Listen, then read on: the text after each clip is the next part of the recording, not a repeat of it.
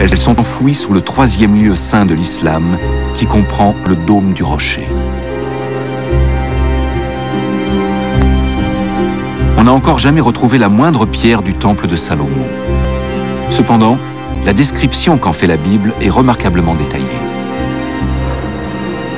La maison que le roi Salomon bâtit pour Yahvé avait 60 coudées de long, 20 de large, 30 de haut.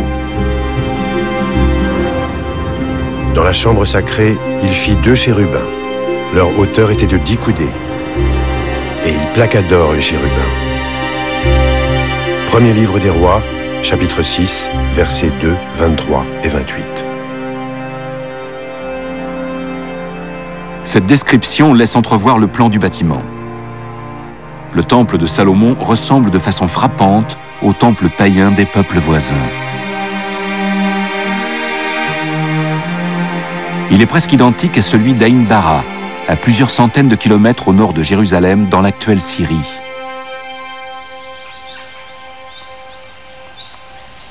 Ses dimensions sont comparables et le plan de sol est le même.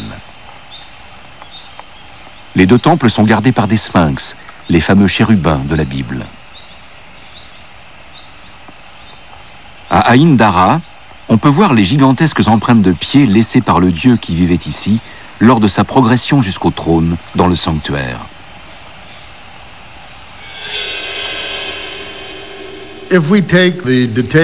Si on met bout à bout les différents détails qu'on peut trouver sur le temple de Salomon dans le livre des rois et qu'on les compare avec les vestiges du temple d'Aïn Dara, je pense qu'on peut se faire une idée assez juste de l'aspect général du temple à l'époque de Salomon.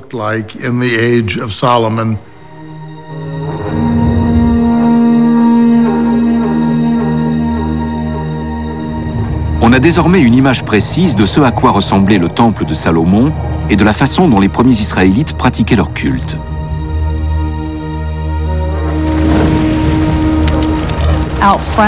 À l'extérieur, devant l'entrée, il y avait un immense autel. On passait ensuite sous un porche pour pénétrer à l'intérieur du temple. Il y avait d'abord une première chambre, le sanctuaire, et tout au fond, la chambre la plus sacrée, le Saint des Saints. D'après la légende, c'est là que se trouvait l'Arche d'Alliance contenant les tables de la loi.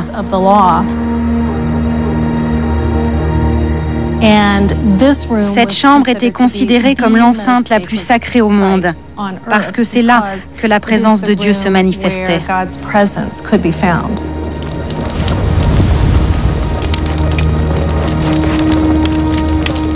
Les premiers Israélites avaient une façon bien à eux de rendre hommage à leur Dieu.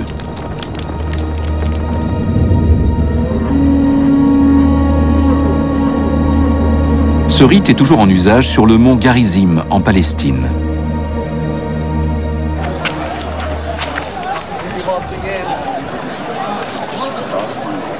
Les Samaritains qui vivent ici affirment être les descendants directs des anciennes tribus d'Israël. Depuis plus de 2500 ans, conformément à leur tradition, ils pratiquent la forme archaïque du culte israélite. Le sacrifice animal.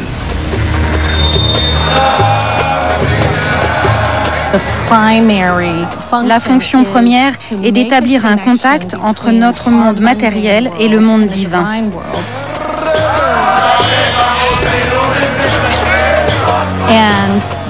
Et pour les anciens Israélites, cela se fait à travers le sang.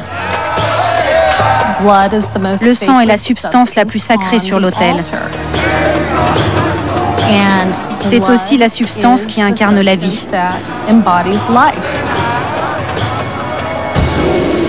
C'est donc la substance la plus précieuse du monde humain.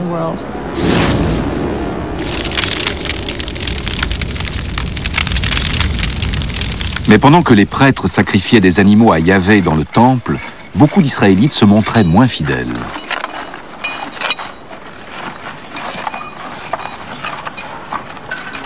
À tel